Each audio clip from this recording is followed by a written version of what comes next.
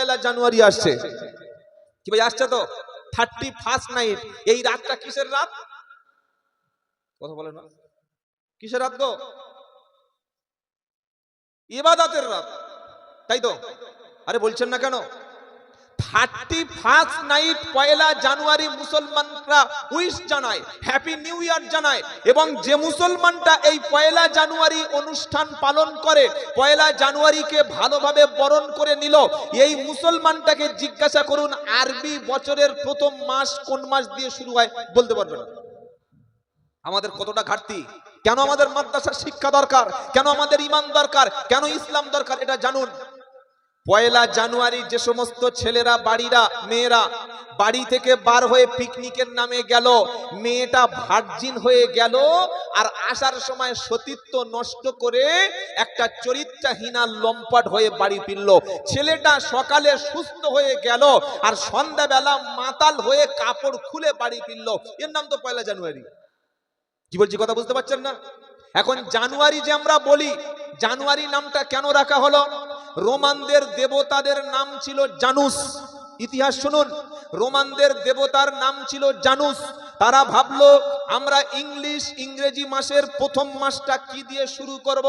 ওই জানুস দেবতার দুটো মুখ ছিল, দুদিকে মুখের দিকে কল্যাণ আনত, দুটো মুখ দিয়ে। তাই রোমানরা বলল জানুস দেবতার নামেই আমরা ইংরেজি মাসের শুরু করি জানুয়ারি দিয়ে। সেখান থেকেই শুরু হয়ে গেল জানুয়ারি। আমি আব্দুল্লাহ জুবায়ের আপনাদের বলছি, যারা মুসলমানের ছেলে, এই দিনের অনুষ্ঠান গান বাজনা যারা তোমরা করো, যারা নারীদেরকে নিয়ে ডিজে বক্স বাজাও, যারা মেয়েদেরকে নিয়ে পিকনিক করতে বার হয়ে যাও, আল্লাহর ইসলামে এবং এটা পৃথিবীর জন্য নিকৃষ্ট একটা কাজ যে একজন পুরুষ একটা পরনারীকে নিয়ে ঘুরতে বার হবে।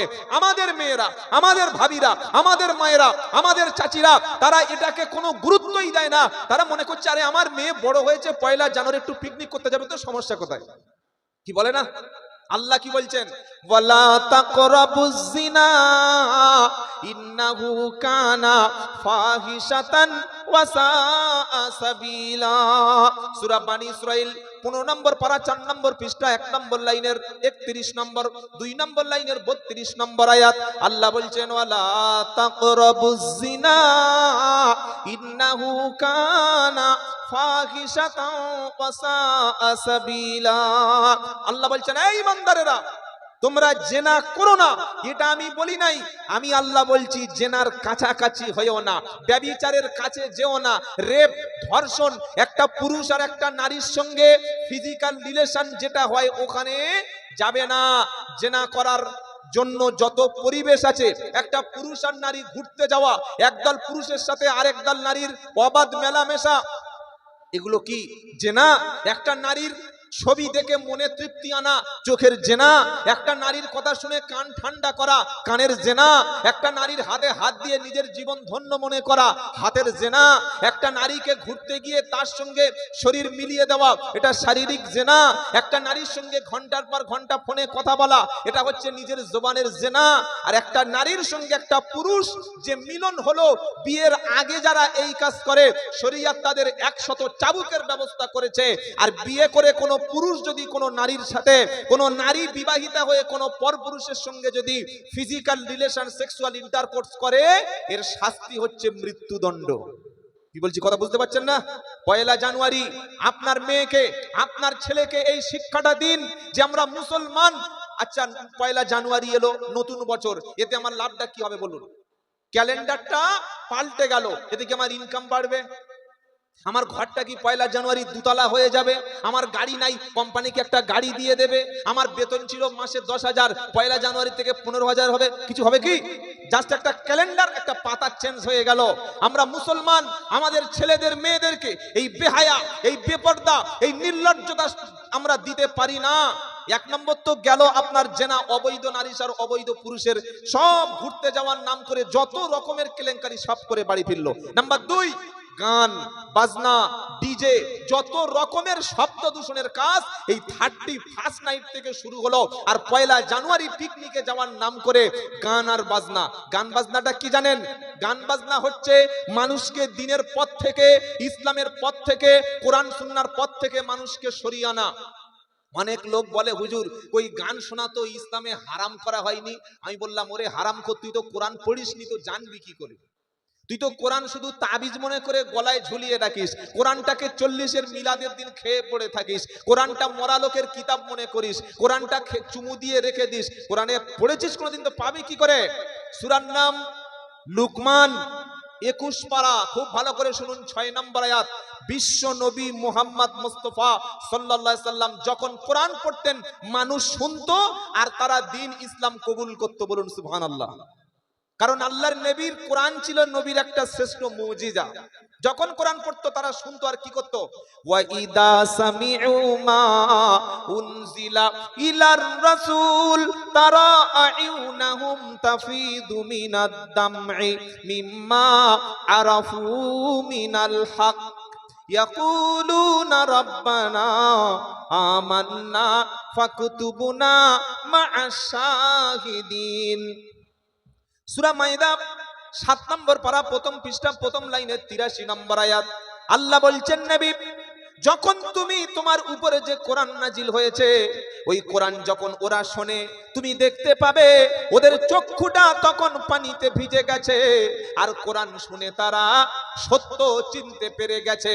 মহান সত্য আল্লাহ, কোরআন শুনে কোরআন বুঝে তারা সত্যটা খুঁজে পেয়েছে আর তারা কোরআন শুনে কাঁদে, চোখের পানি ফেলে, তারা ইমোশনাল হয়ে যায়। আর যাওয়ার পরে বলে ওয়াকালু, তারা বলে রব্বানা ফাকতুবনা মা'আশ শাহিদিন, আল্লাহ আমাদের নামটা তোমার ইমানদারের দলে, সাক্ষীদাতার দলে, কোরআন ওয়ালাদের দলে। আমরা কোরআন শুনে ভুল বুঝতে পেরেছি, মহান সত্য রবকে খুঁজে পেয়েছি, তো আল্লাহ আমাদের নামটা তুমি ইমানদারদের দলে নামটা লিখিয়ে নাও। নবী তুমি দেখতে পাবে কোরআন শুনে তারা এই কথা বলে। আর কোরআন শুনে আল্লাহর নবীর কাছ থেকে কোরআন শুনে জেনেরাও পর্যন্ত জিনেরা, যে জিন নবী ঈসা আলাইহিস সালামকে দেখেছে, মুসা নবীর পরের যুগের জিন 1000, 2000, 3000 বছর করে বেঁচে ছিল, ওই জিনগুলো আল্লাহর নবীর জবান থেকে কোরআন শুনে কি বলতে জানেন? তারা কি বলতো? তারা বলতো কি আশ্চর্য কিতাব আমরা শুনলাম। তারা জিনেরা কোরআন শুনে শেষে মুসলমান হয়ে যেত। তারা বলতো যে আমরা কোরআন শুনে মুসলমান হয়ে গেলাম। এই কোরআন জিন পর্যন্ত শুনতো। তো আল্লাহর নবী যখন কোরআনের একটা ধরনের কোরআনের অনুষ্ঠান হয়ে গেল, এখানে মোটামুটি লোক কিছু এলো শুনলো। এখন যেখানে আল্লাহর নবী কোরআনের অনুষ্ঠান করতেন, কোরআনের দাওয়াত দিতেন, তারপরে ওই জায়গায় মক্কার কুরাইশরা কোরআন থেকে মানুষদের যেন ফিরিয়ে আনা যায়, কোরআন থেকে মানুষকে সরিয়ে আনার জন্য ওই জায়গায় গানের অনুষ্ঠান দিত। আর কোত্থেকে পার্টি আসতো জানেন? নাজার বিন হারেস, সে ছিল একজন লিডার কুরাইশদের, পয়সাওয়ালা, প্রচুর পয়সাওয়ালা। এই নাজার বিন হারেস রোম থেকে, রোম মানে কি বর্তমান ইতালি, ইতালি থেকে নাজার বিন হারেস আর মক্কার কুরাইশরা আবু জেহেল পয়সা দিত। সূরা লুকমানের তাফসীরে আছে, আবু জেহেল পয়সা দিয়ে বলতে নাজার বিন হারেস রোমে যত, ইতালিতে যত সুন্দরী সুন্দরী নারী আছে, হট ড্রেস পরবে, ছোট্ট বিকিনি পরবে আর নিচে ছোট্ট পোশাক পরবে, চুল ছোট হবে, দেখতে সুন্দর, কণ্ঠ ভালো, ওই নারীগুলি রোম থেকে, ইতালি থেকে ভাড়া করে আনবে। এবার বলুন, কোরআনের মজলিসে লোক বেশি হয় না যেখানে ফাংশন, যেখানে বাজনা, যেখানে ডিজে, যেখানে নর্তকী, সে জায়গায় বেশি লোক হয়? বলুন, কোরআনের মজলিসে লোক হয় না? কিন্তু এমএলএ 2026 কাপ হচ্ছে না বিভিন্ন এলাকায়? হচ্ছে কি হয় না? ফুটবল খেলা হলো, ক্রিকেট টুর্নামেন্ট হলো, আর রাতে বিচিত্র সাংস্কৃতিক অনুষ্ঠান হলো। বিচিত্র সাংস্কৃতিক অনুষ্ঠানে সেখানে মানুষের ঈমান নিয়ে ছেলে খেলা হলো, গান হলো, বাজনা হলো, ড্যান্স হলো, ডিজে হলো, নর্তকীরা নাচলো আর মুসলমান হাততালি দিল আর ওয়েলকাম জানানো। ওর ঈমান আছে? হ্যাঁ না বলে না? হারাম জিনিসকে কেউ স্বাগত জানালে তার ঈমান থাকে? ঈমান থাকে না। নাজার বিন হারেসা আর আবু জেহেল বলল ইতালির যত সুন্দরী নারী সব ভাড়া করো, সব ভাড়া করে আনো। আর ওদের সাম্রাজ্যের আগের রাজাদের কাহিনীগুলো এনে সব জড়ো করো। যেখানে মুহাম্মদ সাল্লাল্লাহু আলাইহি ওয়াসাল্লাম কোরআনের দাওয়াত দেবে ঠিক সেই জায়গায় তার পরের দিন রোমের নারীগুলি এনে সুন্দর সুন্দর নারী ড্যান্স বসাতো। আর মদ তো আছে, মদ ফ্রিতে আবু জেহেল মদ দিয়ে দিত, নারীরা ছোট ছোট পোশাক পরে ড্যান্স করতো। আর ওই আগেকার রাজা বাদশার কাহিনীগুলো শুনতো আর বলতো, এই মুহাম্মদ সাল্লাল্লাহু আলাইহি ওয়াসাল্লাম তো জান্নাতের হুরেদের কথা বলে, হুর দেখেছিস? টাটকা হুরগুলো কি সুন্দর দেখ। কি বলছি বুঝতে পারছেন না? মুহাম্মদ সাল্লাম তো ইব্রাহিম, ইসমাইল, ইসহাক, ইয়াকুব, ইউসুফ, আদম, নূহ, সুলাইমান আলাইহিমুস সালাম এদের ইতিহাস বলে। আর ওই আমরা বাদশা আলেকজান্ডারের ইতিহাসগুলো বলছি, এইগুলো শোন। তো মুহাম্মাদের পুরাতন ইতিহাস শুনে কি করবি? টাটকা হুরের ড্যান্স গুলো দেখ। মুহাম্মদ সাল্লাম তো জান্নাতে বলে যে সারাবান্ত হুরা পবিত্র মদ দেবে। ওসব বাজে কথা বাদ দে, এখন টাটকা কাঁচা রমাল দিচ্ছি তাই খা। বলুন মানুষ আসবে না আসবে না? হ্যাঁ না বলুন? আসতো। তাহলে তাদের টার্গেট কি ছিল? যেখানে মুহাম্মদ সাল্লাম কোরআনের আয়াত পরিবেশন করবে, কোরআনের বক্তব্য করবে, কোরআনের তাফসীর করবে, তারপরের দিন সেখানে ড্যান্স দাও, সেখানে ডিজে দাও, সেখানে পার্টি করো, সেখানে মদ দাও, সেখানে উলঙ্গ নারী এনে নাচাও। কেন? যুবক সমাজগুলিকে ধ্বংস করে দেয়া হবে। আল্লাহ পাক কি বললেন? ওয়ামিনান নাসি মাইয়াশতারি লাহওয়াল হাদিসি লিউদিল্লা সাবিলিল্লাহি বিগাইরি ইলম ওয়া ইয়াত্তাখিযুহা হুজওয়া। 21 পারা সূরা লুকমানের 6 নম্বর আয়াতে আল্লাহ বলছেন, নবী মানুষদের মধ্যে এমন কিছু মানুষ আছে যারা ওয়ামিনান নাসি মাইয়াশতারি লাহওয়াল হাদিসি যারা ওয়াসার ক্রিয়াকলাপ, আজে বাজে কাজকর্ম, আজে বাজে কথাবার্তা গুলি মানুষের ঈমান হরণ করার জন্য, মানুষের দিনকে ধ্বংস করে দেওয়ার জন্য, মানুষকে মনোরঞ্জন করার জন্য, মানুষকে নাচানোর জন্য, গানের দিকে কোরআন থেকে মানুষ যাতে সরে আসে, ও নবী তারা লিউদিল্লা আন সাবিলিল্লাহ, মানুষ যাতে আল্লাহ রাস্তা থেকে গোমরাহ হয়ে যায়, সেজন্য ওই নাজার বিন হারেসার মক্কার কুরাইশরা তারা গান বাজনার অনুষ্ঠানগুলো করে।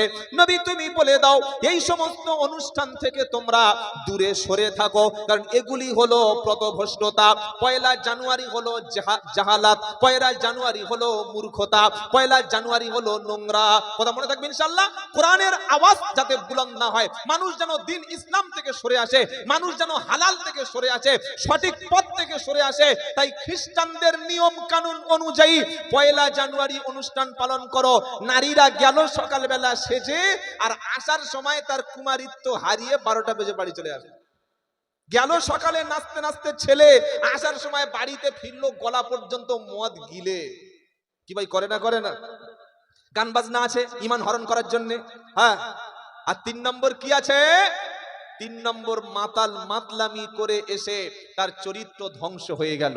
তাই 1 জানুয়ারি হ্যাপি নিউ ইয়ার যারা উইশ জানাই, আমরা হলাম মুসলমান, আমরা ইসলামকে অনুসরণ করি। যদি 1 জানুয়ারি খুব মনে চায় যে আল্লাহ এটা আমার প্রথম বছর, তাহলে অন্তত ফজরের নামাজটা জামাতে পড়ো, আল্লাহর কাছে দোয়া করো, ওগো আল্লাহ আমি যুবক, আমি 2025 সালটা নোংরামি করেছি, গুনাহ করেছি, মদ খেয়েছি, নামাজ পড়ি নাই, কোরআন জানতাম না, বাপ মার খেদমত করতে পারি নাই, মানুষের উপকার করতে পারিনি।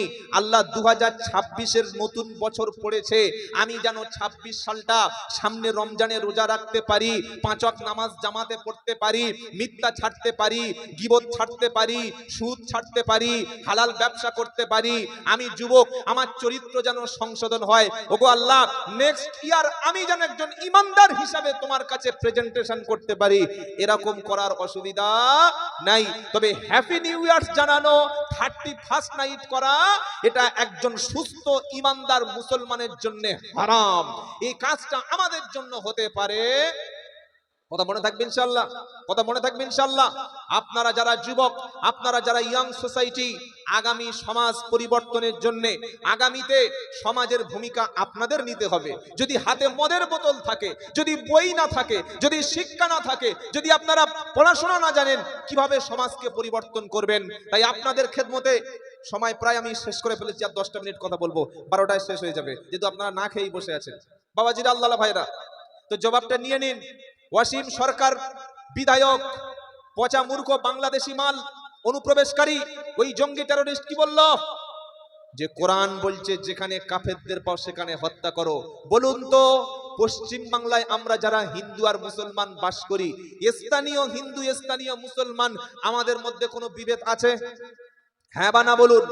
হিন্দুরা মারা গেলে আমাদের বাড়ির পাশে হিন্দু মরলে আমরা মুসলমানরা কষ্ট পাই, মুসলমান মারা গেলে হিন্দু ভাইরা এসে অনুষ্ঠানে সিম্প্যাথি দেখায়।